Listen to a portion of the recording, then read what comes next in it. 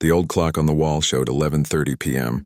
when Rosa Martinez pushed her cleaning cart through the heavy wooden doors of the Steinberg concert hall. The smell of expensive perfume and leather still hung in the air from tonight's performance. Rich people had been here just hours ago, clapping and cheering for another famous musician she had never heard of. Rosa had been doing this job for 15 long years. Every night she came to this beautiful place when everyone else went home. She cleaned up after people who probably spent more money on dinner than she made in a month. But Rosa never complained. This job paid the bills and helped her send money back to her family. At 52 years old, Rosa knew every corner of this concert hall. She knew which seats the fancy ladies dropped their jewelry under. She knew where the musicians left their coffee cups. She even knew how long it took to mop every inch of the marble floors. Most importantly, she knew how to be invisible. The concert hall was like a palace.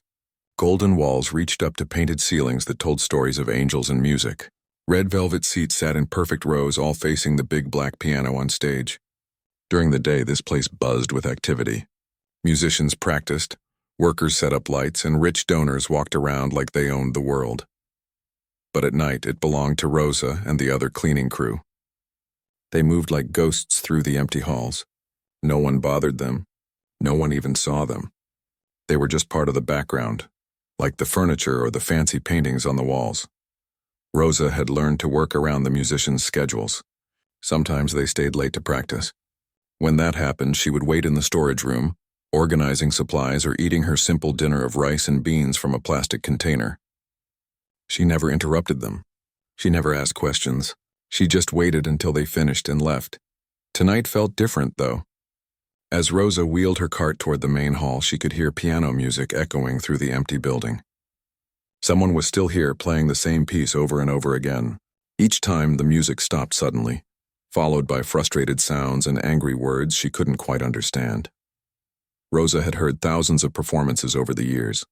She knew the difference between practice and performance, between good music and great music.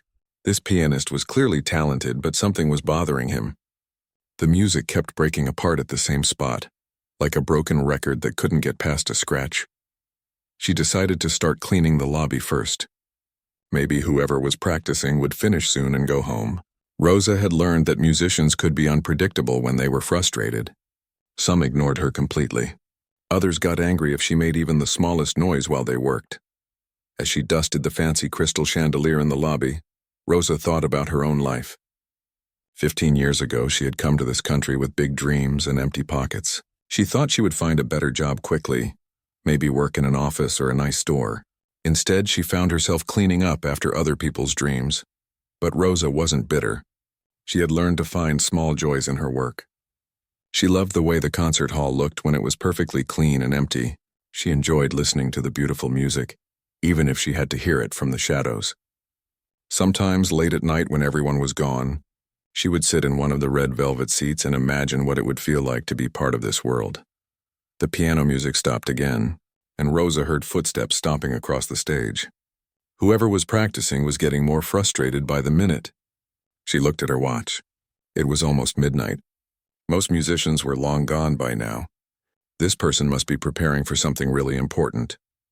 Rosa finished cleaning the lobby and carefully pushed her cart toward the main hall. The pianist had started playing again, attacking the same difficult passage with determination. Rosa recognized the piece now. It was something classical and complicated, full of fast notes that danced up and down the keyboard like raindrops on a roof. She had heard this piece many times before. Different pianists had played it during concerts, each bringing their own style to the music. Some played it with perfect technique but no emotion. Others played it with passion but made mistakes. The best performances happened when a musician found the perfect balance between skill and feeling. Rosa began setting up her cleaning supplies quietly in the back of the hall. She moved slowly and carefully, trying not to disturb the musician. Through years of experience, she had perfected the art of cleaning around performances. She could mop floors, dust seats, and empty trash cans without making a sound. But tonight, the music kept stopping. The pianist would get to the same spot, stumble, and start over with an angry grunt. Rosa could feel the frustration building with each failed attempt. She had seen this before with other musicians. Sometimes they got so focused on one difficult part that they lost sight of the bigger picture. As Rosa worked her way down the aisles, wiping down seats and picking up programs left behind by the audience, she found herself listening more carefully to the music. There was something familiar about this piece, something that tugged at a memory buried deep in her mind. Years ago, before life got complicated and dreams got pushed aside, Rosa had known this music. She had played it herself, in a different time and a different place. But that was a lifetime ago, and those memories belonged to a different person. Now she was just Rosa, the cleaning lady, invisible and forgotten, moving through the shadows of other people's success. The clock struck midnight, and the pianist finally stopped playing. Rosa heard a chair scrape against the floor and heavy footsteps walking around the stage. She continued cleaning quietly, hoping whoever it was would pack up and leave soon. She still had 3 more hours of work ahead of her, and she wanted to finish before the morning staff arrived. Little did Rosa know that in just a few minutes, her carefully ordered world was about to change forever. The frustrated pianist on stage was about to notice her, and his cruel joke would unlock something that had been sleeping inside her for 40 years. Viktor Petrov slammed his hands down on the piano keys, creating a harsh, ugly sound that echoed through the empty concert hall. He had been practicing for 3 hours, and the same 20 measures of Chopin's ballade kept defeating him. Tomorrow's rehearsal with the symphony was crucial. Next week's performance at Carnegie Hall could make or break his career comeback. At 38, Viktor was considered a piano prodigy who had lost his way. He had burst onto the classical music scene at 16, winning international competitions and playing with the world's best orchestras. Critics called him the next Vladimir Horowitz. Record companies fought to sign him. Concert halls sold out when his name appeared on their marquees, but success had come too early and too easily. Viktor developed an ego that matched his talent. He became difficult to work with, demanding and rude to other musicians. He started missing rehearsals and showing up late to concerts. Slowly, the invitations stopped coming. The phone stopped ringing. Other, younger pianists took his place on the stages he once commanded. Now, after 5 years of struggling to rebuild his reputation, Viktor finally had a chance to prove himself again. The Carnegie Hall performance was his opportunity to show the world that he still had what it took. But this one passage in the Chopin was driving him crazy. His fingers, which used to fly across the keys with perfect precision, kept stumbling at the exact same spot. Viktor stood up from the piano bench and began pacing across the stage. His expensive Italian shoes clicked against the polished wood floor with each frustrated step. He ran his hands through his perfectly styled hair and loosened his silk tie.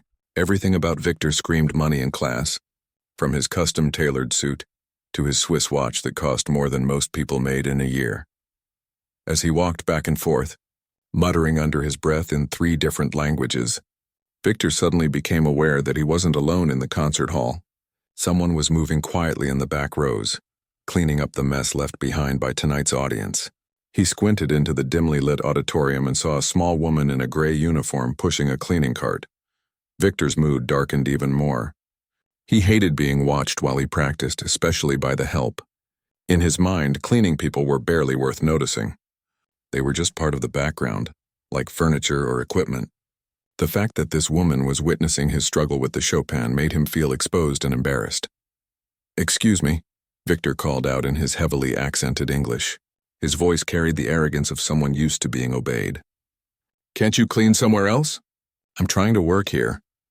Rosa looked up from the seat she was wiping down. She had been hoping to stay invisible until the pianist finished and left. Now she was caught in the spotlight of his attention, and she could tell he wasn't happy about her presence.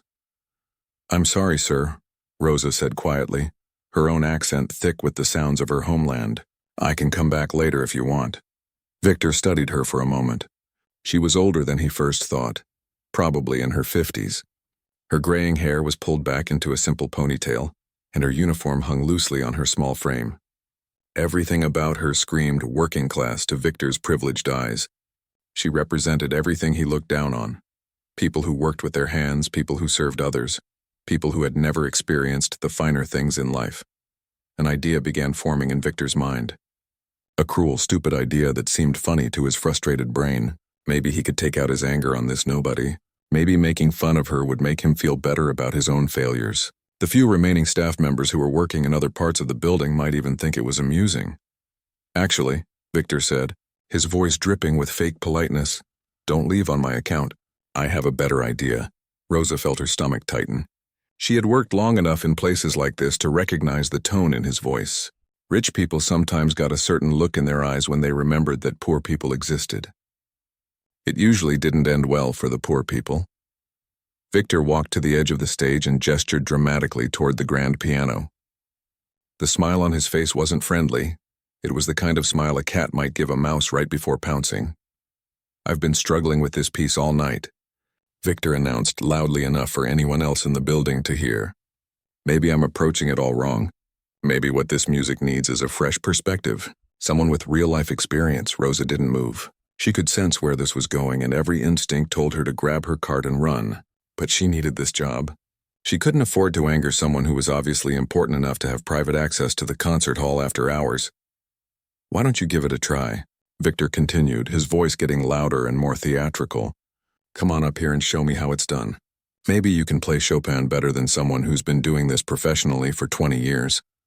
A couple of security guards had wandered into the back of the hall, attracted by Victor's raised voice. They began chuckling when they realized what was happening. A famous pianist was making fun of a cleaning lady by asking her to play classical music. To them, it was like watching a comedy show. Victor fed off their laughter. "Come on," he said, gesturing more dramatically toward the piano. "Don't be shy. I'm sure you have hidden talents. Maybe you're the next great piano virtuoso and you've just been hiding your gifts while you empty trash cans." Rosa's face burned with embarrassment. She wanted to disappear into the floor or wake up from what felt like a nightmare. But she was trapped.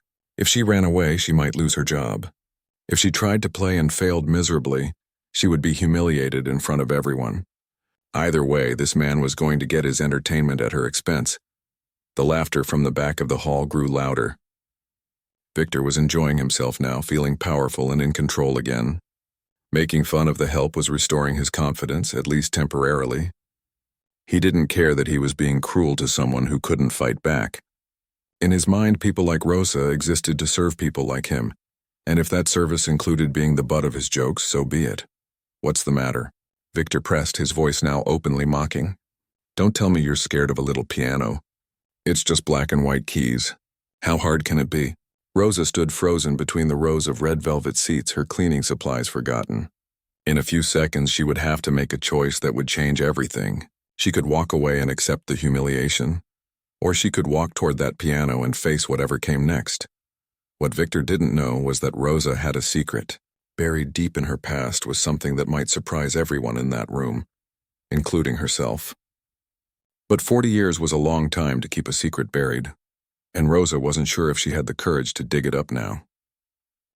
Rosa's hands tightened around the handle of her mop as Victor's cruel laughter echoed through the concert hall. Time seemed to slow down as memories she had buried for 40 years began clawing their way back to the surface. The sound of the piano, the smell of the concert hall, the feeling of being watched and judged, it all triggered something deep inside her mind. She was 8 years old again, sitting on a wobbly piano bench in the basement of St. Mary's Church. Her small fingers barely reached the keys, but somehow she could make music that made the old priest cry. Father Rodriguez had discovered her sneaking into the church after school, drawn to the ancient upright piano like a moth to flame. Instead of shooing her away, he had given her permission to practice whenever the church was empty. "This child has a gift from God," Father Rodriguez had whispered to her mother after Rosa's first impromptu performance. "She hears music the way other people hear their own heartbeat." For 4 precious years, Rosa had lived in 2 worlds. During the day, she was just another poor kid from the wrong side of town, wearing hand-me-down clothes and eating free lunch at school. But in the afternoons, alone with that old piano, she became something magical. The music poured out of her like water from a broken dam, natural and unstoppable. Rosa had taught herself to read music by studying the hymnals scattered around the church. She learned classical pieces by listening to the radio and figuring out the melodies by ear. Her favorite piece was Chopin's Ballade No. 1 in G minor, the same piece Victor had been butchering all evening. She had found the sheet music in a box of donated books and spent months working through every note until she could play it from memory. But dreams were luxuries that poor families couldn't afford. When Rosa turned 12, her father lost his job at the factory. Her mother started working double shifts at the diner, and Rosa had to take care of her younger siblings after school. There was no more time for piano practice. No more stolen moments in the church basement. No more music. The day Rosa played her last song on that old piano, she made a promise to herself. She locked away her musical dreams in a box deep inside her heart and threw away the key. It was too painful to want something she could never have. Better to forget completely than to spend her life mourning what might have been. Now, standing in this fancy concert hall with Victor's mocking voice ringing in her ears, Rosa felt that old box rattling inside her chest. 40 years of suppressed music was trying to break free, and it scared her more than any cruel joke ever could. Victor was still talking, his voice getting louder and more obnoxious by the minute. "Come on, don't leave me hanging here. I'm offering you the chance of a lifetime. When will you ever get another opportunity to play a Steinway grand piano? These things cost more than you'll make in 10 years. The security guards were laughing harder now, and Rosa could see a few other late-night workers gathering in the doorway to watch the show. She was the entertainment, the circus act, the dancing monkey who would amuse the rich man and his audience. Rosa's mind raced through her options. She could apologize and leave, but Victor would probably complain to her supervisor. She might lose her job, and she couldn't afford that. Her daughter was starting college next year, and Rosa had been saving every penny to help with tuition. This job was all she had. She could try to laugh it off, make a joke about not knowing anything about pianos, and hope Victor would get bored and move on to someone else. But something in his eyes told her he wasn't going to let this go easily. He was enjoying her discomfort too much, or she could walk up to that piano and sit down. The thought terrified her. What if her fingers had forgotten everything they once knew? What if 40 years of silence had erased her ability to make music? What if she sat down at that beautiful piano and nothing came out but ugly, clumsy noise? The humiliation would be complete, and Victor would have his perfect story to tell at fancy dinner parties for years to come. But there was another possibility, one that Rosa was almost afraid to consider. What if she sat down at that piano and remembered? What if her hand still knew the shape of the keys and her heart still held all those melodies she thought she had forgotten? What if that 8-year-old girl who could make priests cry was still alive somewhere inside the 52-year-old cleaning woman? Rosa looked up at Victor, who was tapping his foot impatiently and checking his expensive watch.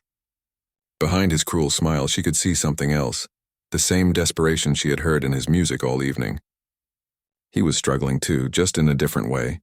His talent was failing him when he needed it most, and taking it out on her was his way of feeling powerful again. "Well," Victor demanded, "are we doing this or not? I don't have all night to waste on games." Rosa set down her mop and took a step toward the stage, then another step. The security guard stopped laughing, sensing that something unexpected was about to happen. Even Victor's confident smirk wavered slightly as he realized that his victim wasn't running away like he expected. "You really want me to play?" Rosa asked quietly, her voice barely carrying across the vast space between them. "Oh, absolutely," Victor replied, his arrogance returning. "I insist. Show us what you've got." Rosa walked slowly down the aisle toward the stage, her heart pounding so hard she was sure everyone could hear it. Each step brought back another memory. Her first successful performance of a Mozart sonata, the day she finally mastered a particularly difficult Bach invention, the afternoon she played Chopin's ballade so beautifully that even she was surprised by the sound coming from her own fingers. By the time Rosa reached the edge of the stage, she wasn't walking like a cleaning lady anymore. Something in her posture had changed, something in the way she carried herself. 40 years of hiding were starting to fall away, and underneath was someone Victor had never expected to find. Rosa looked up at the gleaming black piano sitting in the spotlight like a throne waiting for its rightful queen. In a few moments she would either face the greatest humiliation of her life or discover that some things are too powerful to stay buried forever. Rosa stood at the bottom of the stage steps, looking up at the grand piano that seemed to glow under the bright lights. Her legs felt like they were made of lead, but somehow she forced herself to climb those 3 steps onto the polished wooden platform. Each step echoed through the silent concert hall like a drumbeat announcing her arrival. Victor watched with amused satisfaction as the small cleaning woman made her way across the stage. This was going exactly as he had planned. In a few minutes she would sit down, bang out a few random notes, and everyone would have a good laugh at her expense. Then she would slink away in embarrassment and he could get back to his practice with his ego properly restored. "Take your time," Victor said with fake politeness. "Make yourself comfortable. Pretend you're performing at Carnegie Hall." The security guard snickered at his comment. One of them had taken out his phone and was recording the whole thing. By tomorrow, this would probably be all over social media. Cleaning lady tries to play classical piano. Victor could already imagine the views and likes piling up. Rosa approached the piano bench slowly, as if she were walking toward a wild animal that might attack at any moment. The Steinway grand piano was more beautiful up close than she had ever imagined. Its surface was so perfectly polished that she could see her reflection in the black lacquer. The keys seemed to shimmer under the stage lights, inviting her to touch them. She had never sat at a piano this expensive. The old upright at St. Mary's Church had been good enough to learn on, but this instrument was in a completely different category. This was the kind of piano that concert pianists dreamed of playing, the kind that could make even average music sound extraordinary. Rosa pulled out the bench and sat down carefully. The height was perfect, and the bench was more comfortable than the wobbly stool she remembered from her childhood. She placed her feet on the pedals and felt the solid weight of the instrument beneath her. This piano was built to last for generations, to create music that would move people's souls. Her hands hovered over the keys, shaking slightly. Up close, she could see that each key was perfectly white or black, with no yellowing or chips like the old church piano had. These keys had been touched by the fingers of master musicians, people who had spent their entire lives perfecting their craft. "Any day now," Victor called out impatiently. "The piano isn't going to bite you." Rosa closed her eyes and tried to calm her racing heart. She thought about her daughter, who was working 2 jobs to save money for college. She thought about her mother, who had cleaned houses her entire life so Rosa could have better opportunities.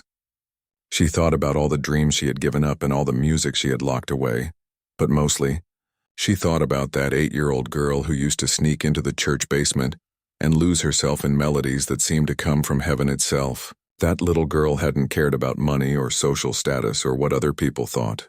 She had played music because it was as natural as breathing, because the world made more sense when her fingers were dancing across the keys. Rosa opened her eyes and looked out at the small audience that had gathered to watch her humiliation. Victor stood with his arms crossed, tapping his foot impatiently. The security guards held their phones ready to capture her failure. A few janitors and maintenance workers had appeared in the doorway, drawn by the commotion. For a moment, Rosa considered standing up and walking away. She could apologize, make some excuse about not wanting to damage such an expensive instrument, and retreat back to her cleaning cart. It would be the safe choice, the smart choice, the choice that wouldn't risk making things worse. But then Rosa remembered something Father Rodriguez had told her all those years ago. "Music isn't about being perfect," he had said after hearing her stumble through a difficult piece. "Music is about being brave enough to let your soul speak through your fingers." Rosa had spent 40 years being careful, being invisible, being safe. She had worked hard and kept her head down and never asked for more than she thought she deserved. But tonight, sitting at this magnificent piano with all these people watching, she realized that safety had cost her something precious. It had cost her the music. Victor was starting to look annoyed rather than amused. "Look, if you're not going to play, then get off my stage. I have real work to do here." His dismissive tone was the final push Rosa needed. The anger that had been building in her chest suddenly flared into something stronger than fear. Who was this man to decide what she could or couldn't do? Who was he to assume that someone in a cleaning uniform couldn't possibly understand music? How dare he use her as entertainment for his cruel joke? Rosa placed her fingers on the keys and felt their familiar coolness against her skin. Somewhere deep in her muscle memory, 40 years of silence began to crack. Her hands knew this feeling. Her fingers remembered the weight of the keys and the responsiveness of the hammers behind them. She looked up at Victor one more time. His smug expression hadn't changed, but something flickered in his eyes when he saw the determination that had replaced the fear in her face. For just a moment, he looked uncertain, as if he was beginning to realize that this wasn't going according to his plan. Rosa took a deep breath and made her choice. She was going to play, not because Victor demanded it, but because the music inside her was tired of being imprisoned. She was going to play because that 8-year-old girl deserved to have her voice heard. even if it came 40 years too late. Her fingers found their position on the keys, and Rosa prepared to unlock a door that had been sealed for most of her adult life. In a few seconds, everyone in that concert hall was going to discover what happened when someone's deepest passion was finally set free. Whatever came next, Rosa knew there would be no going back. The moment her fingers touched those keys, she would either reclaim the music that had once defined her, or lose it forever in front of an audience that expected nothing from her but failure. Rosa's fingers touched the keys, and the first note of Chopin's Ballade No. 1 in G minor floated through the concert hall like a whisper from another world. It was tentative, almost questioning, as if she were asking the piano for permission to continue. The sound hung in the air for a moment before Rosa pressed the second note, then the third. Victor's smirk remained plastered on his face, but his eyes narrowed slightly. He had expected her to bang randomly on the keys or perhaps attempt "Twinkle, Twinkle, Little Star" with one finger. Instead, she had chosen the exact piece he had been struggling with all evening. Either this was an incredible coincidence, or there was more to this cleaning woman than met the eye. The opening phrases of the ballade emerged slowly from the piano, each note carefully placed like stepping stones across a river. Rosa's technique was rusty after 4 decades of silence, but her fingers seemed to remember the pathway through the music. Muscle memory is a powerful thing, and hers was awakening from a very long sleep. The security guard stopped laughing. The maintenance workers in the doorway moved closer to hear better. Even Victor found himself leaning forward, his attention caught despite his determination to remain unimpressed. This wasn't the disaster he had expected. This was actually music. Rosa's hands began to relax as the familiar melody took hold. The piano responded to her touch like an old friend welcoming her home. Each note seemed to unlock another memory, another piece of the musical knowledge she thought she had lost forever. Her left hand found the bass notes while her right hand carried the melody, and suddenly she wasn't a cleaning lady anymore. She was a musician. The ballad's opening section is deceptively simple, flowing like a gentle stream before it gathers power and becomes a raging river. Rosa navigated these early measures with growing confidence, her fingers remembering not just the notes but the emotion behind them.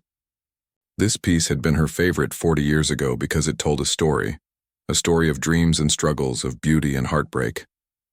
Victor's amusement was beginning to turn into something else. Confusion, perhaps, or concern. This wasn't going according to his plan. The cleaning woman was supposed to embarrass herself, not actually play Chopin, and she wasn't just playing it, she was playing it well.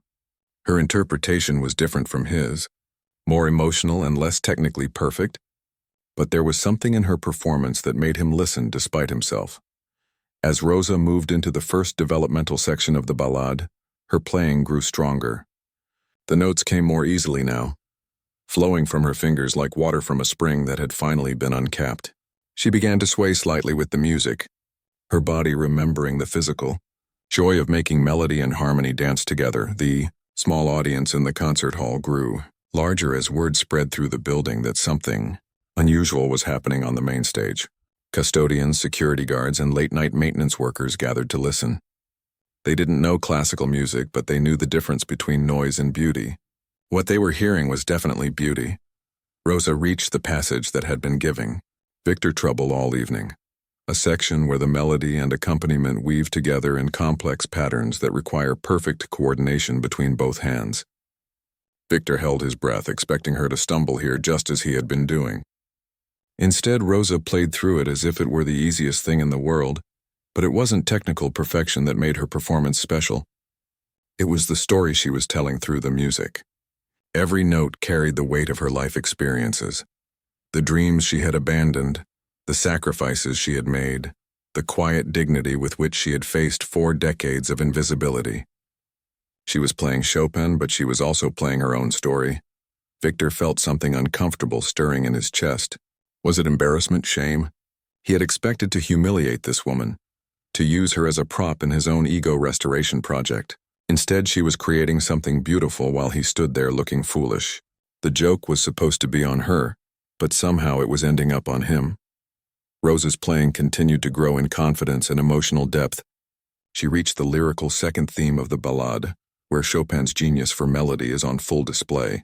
Her interpretation was tender and heartfelt, as if she were singing a lullaby to the child she used to be, the one who had dreamed of making music for a living. The piano seemed to respond to her emotional connection to the music. The Steinway's voice became warmer and more resonant under her touch, as if the instrument had been waiting for someone who truly understood its language. This wasn't just performance. It was communication between human and instrument, between past and present, between dreams deferred and dreams finally acknowledged.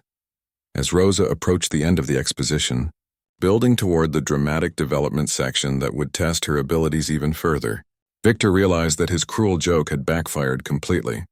Instead of humiliating the cleaning woman, he had given her a platform to reveal something extraordinary. And in doing so, he had revealed something about himself that he wasn't proud of. The security guards had stopped recording, too caught up in the music to worry about social media. The maintenance workers stood transfixed, many of them thinking about their own abandoned dreams and forgotten talents. Even Victor found himself forgetting his anger and frustration. Drawn into the spell that Rosa was weaving with her fingers and her heart, Rosa's eyes were closed now, and tears were streaming down her face as 40 years of suppressed music poured out of her soul. She was no longer playing for Victor or for the audience or even for herself. She was playing for that 8-year-old girl who had been told that music was a luxury she couldn't afford, who had been forced to lock away her greatest gift because life demanded more practical pursuits. The first movement of the ballade was building toward its climax, and Rosa was building toward something too, a moment of reckoning that would change everything for everyone in that concert hall. As Rosa moved deeper into the ballade, something magical began to happen in the concert hall. The music she was creating seemed to transform the very air around her, filling the vast space with emotion so pure and powerful that everyone present felt it in their bones. This wasn't just piano playing. This was storytelling through sound, painting with melody, praying with harmony. Victor stood frozen at the edge of the stage, his mouth slightly open in disbelief. The woman he had dismissed as just the help was playing with a depth of feeling that he had been struggling to achieve his entire career. Her technique wasn't perfect. There were small hesitations, tiny imperfections that any conservatory professor would mark down. But her interpretation was absolutely authentic, coming from a place of truth that no amount of training could teach. Rosa's playing had evolved from careful and tentative to bold and expressive. Her body swayed with the music as if she were dancing with an invisible partner.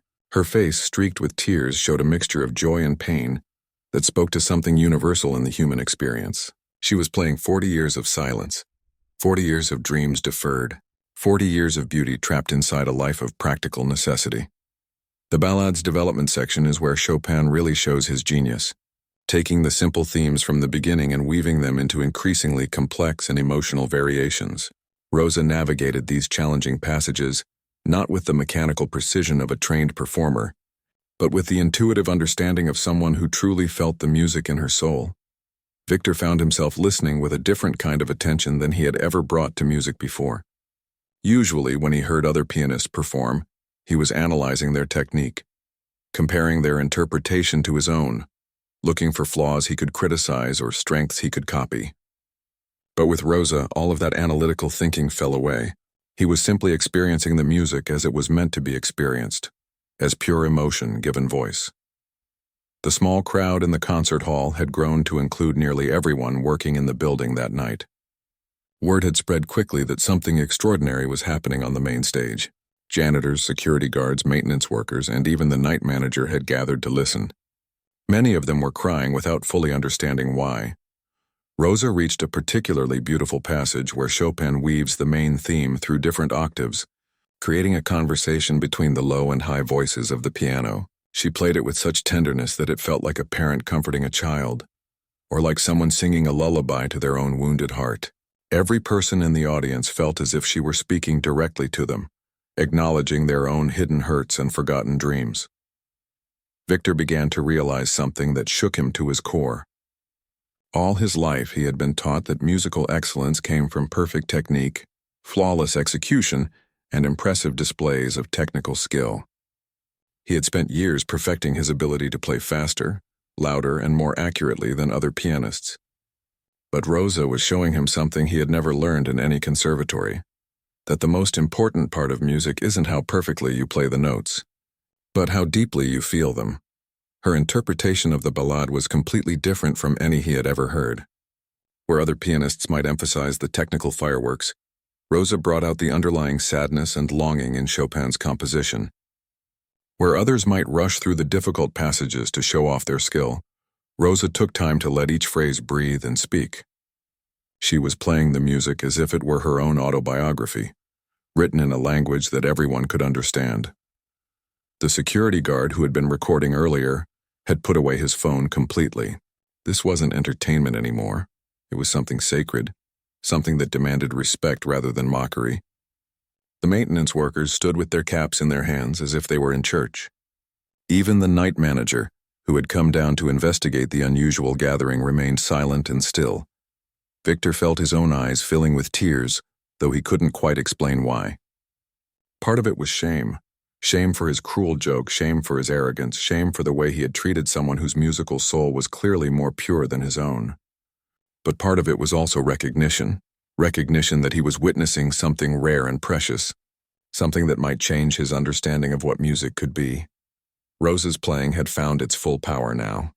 Her fingers moved across the keys with increasing confidence and expressiveness, as if 40 years of silence had been building up pressure that was now being released in a flood of melody. She was no longer the hesitant cleaning woman who had approached the piano 10 minutes ago. She was a musician in the truest sense of the word, someone who could channel emotion into sound and make others feel what she was feeling.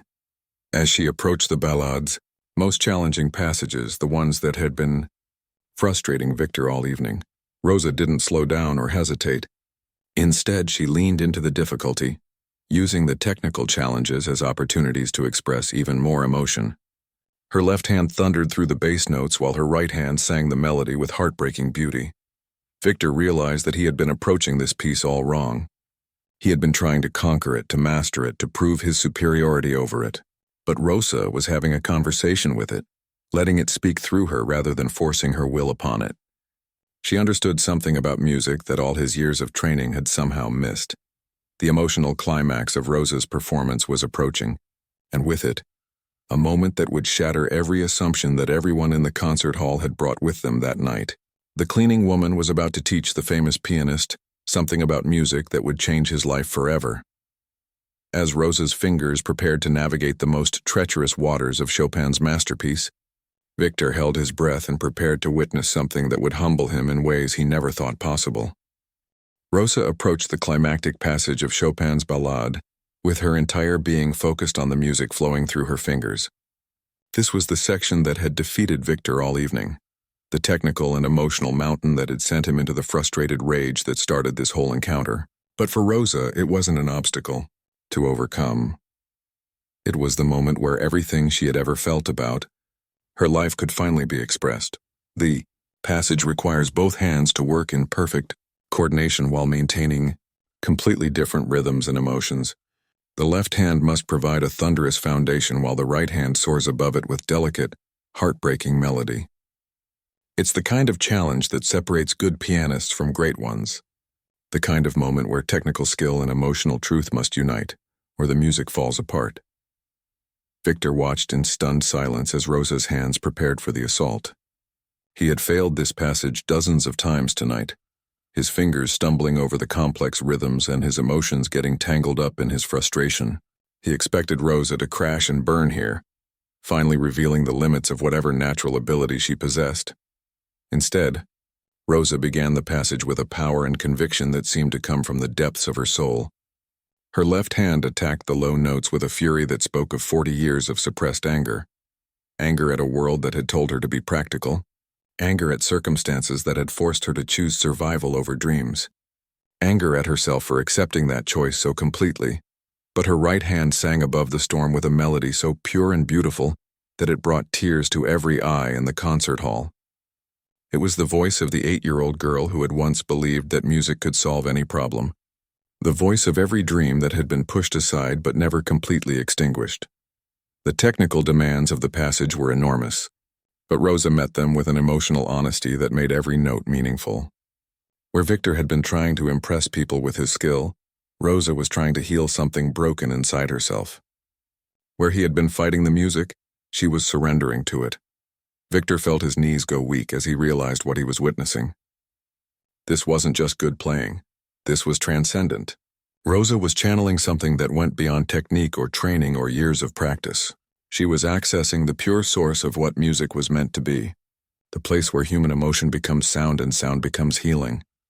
The security guards, maintenance workers, and other late-night staff members stood transfixed as Rosa's performance reached its emotional peak. Many of them were crying openly now, not because they understood classical music, but because they understood human pain and the miraculous beauty that can emerge from it.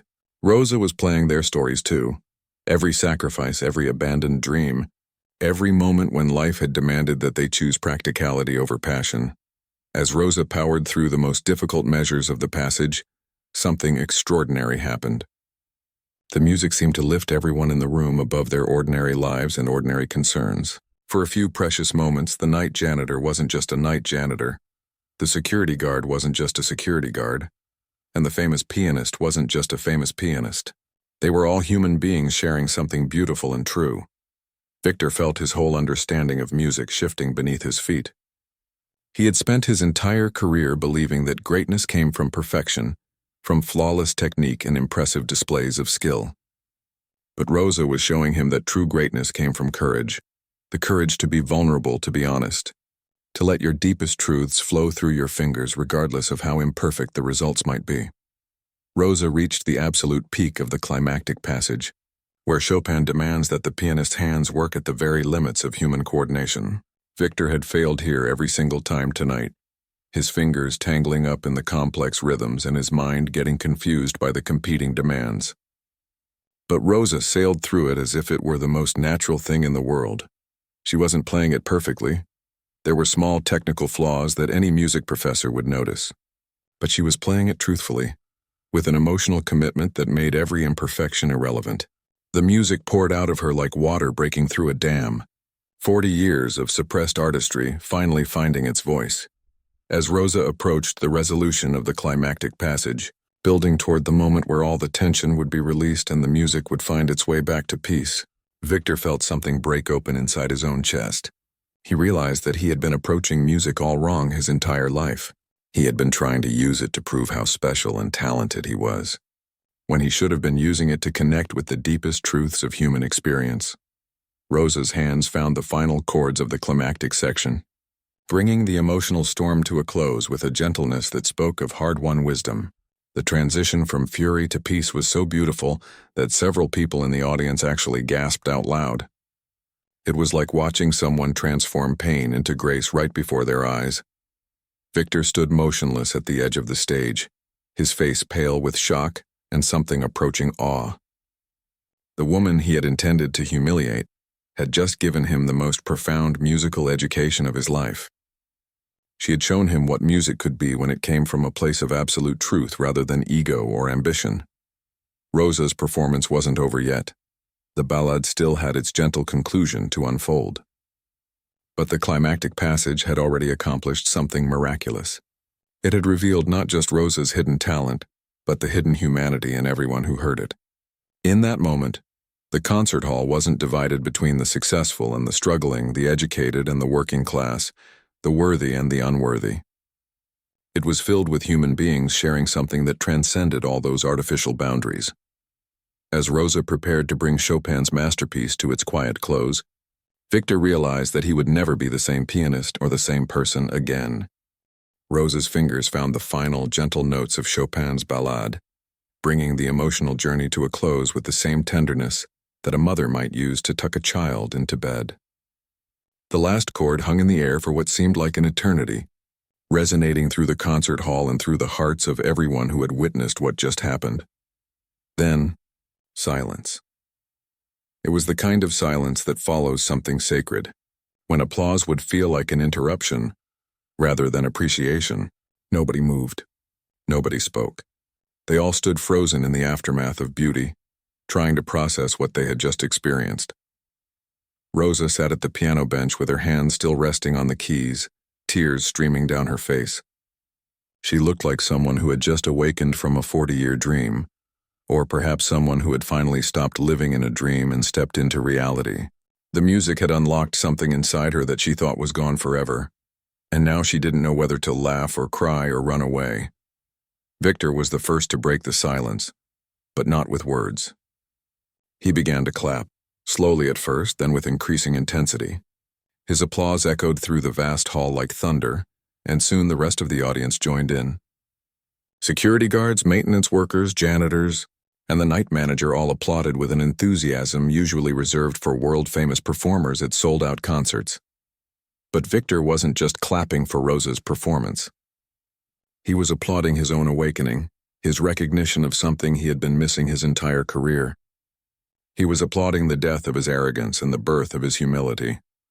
Most of all, he was apologizing for his cruelty, his assumptions, and his blindness to the talent and dignity that had been right in front of him. Rosa stood up from the piano bench on shaky legs, overwhelmed by the response. She had expected humiliation and instead found vindication. She had expected to fail and instead had rediscovered the most important part of herself. The applause washed over her like a warm wave, healing wounds she didn't even know she still carried. Victor walked across the stage toward Rosa, his face showing a mixture of shame and wonder. When he reached her, he did something that shocked everyone, including himself. He bowed deeply, the kind of bow that one master gives to another in recognition of superior artistry. "I owe you an apology," Victor said, his voice barely audible above the continuing applause. "I was wrong about everything. That was the most beautiful performance I've ever heard." Rosa looked at him with eyes that held no anger, only understanding. She had recognized the pain beneath his cruelty, the insecurity that had driven him to lash out at someone he perceived as safe to attack. "Music isn't about being better than other people," she said quietly. "It's about being honest with yourself." Over the next few days, the story of what happened that night began to spread. Someone had recorded the final portion of Rosa's performance, and the video went viral on social media. But unlike the cruel joke Victor had originally planned, this video showcased something beautiful and inspiring. The recording reached the attention of Dr. Patricia Williams, director of the city's community music program. She contacted Rosa and offered her a full scholarship to their adult education program, along with access to practice rooms and professional instruction. Rosa accepted with tears of gratitude, finally ready to reclaim the musical dreams she had abandoned 4 decades earlier. Victor, meanwhile, underwent his own transformation. He used his connections in the classical music world not to advance his own career, but to help Rosa navigate her return to music. He arranged for her to audition at several prestigious music schools and helped her prepare for her first public recital in 40 years. The Carnegie Hall performance that had been causing Victor so much stress became a triumph, but not in the way he had expected. Instead of showcasing his own technical prowess, he dedicated the concert to Rosa and invited her to perform a duet with him. Their performance of Chopin's Ballade for 4 hands brought the audience to their feet and established Victor as a musician who understood that true artistry comes from collaboration rather than competition. Rosa's story caught the attention of a documentary filmmaker who wanted to explore the hidden talents that exist in unexpected places. The resulting film, Songs in the Shadows, premiered at film festivals around the world and sparked conversations about class, opportunity, and the assumptions society makes about who deserves to be heard. A recording label offered Rosa a contract to make an album of her interpretations of classical pieces, marketed not as technically perfect performances but as emotionally authentic ones. Music from the Heart became an unexpected bestseller, resonating with listeners who were tired of sterile perfection and hungry for genuine human connection. Victor and Rosa became unlikely friends, bonding over their shared love of music and their mutual recognition that talent can bloom anywhere, if given the chance. Victor began teaching at the community music center where Rosa studied, discovering that he was a much better teacher than he had ever been a performer. Most importantly, Rosa's daughter was able to attend college with the help of scholarship money her mother earned from her musical comeback. During the graduation ceremony, Rosa played a special performance for the assembled families, proving that it's never too late to pursue your dreams and that sometimes the most beautiful music comes from the most unexpected places. Rosa continued working as a janitor at the concert hall, but now she also had practice time scheduled during her breaks. The building that had once symbolized everything she couldn't have became the place where she reclaimed everything she thought she had lost. The Steinway grand piano, where it all began, now bore a small brass plaque that read, "Music lives wherever there is courage to let it speak." It was a reminder to everyone who played that instrument that talent isn't about social status or expensive education, it's about the willingness to open your heart and let your truth pour out through your fingers. Victor's cruel joke had backfired in the most beautiful way possible, transforming not just his own life and Rose's, but touching everyone who heard their story. It proved that sometimes the most profound gifts come wrapped in the most unexpected packages, and that music has the power to reveal the extraordinary in the ordinary, if only we have the wisdom to listen.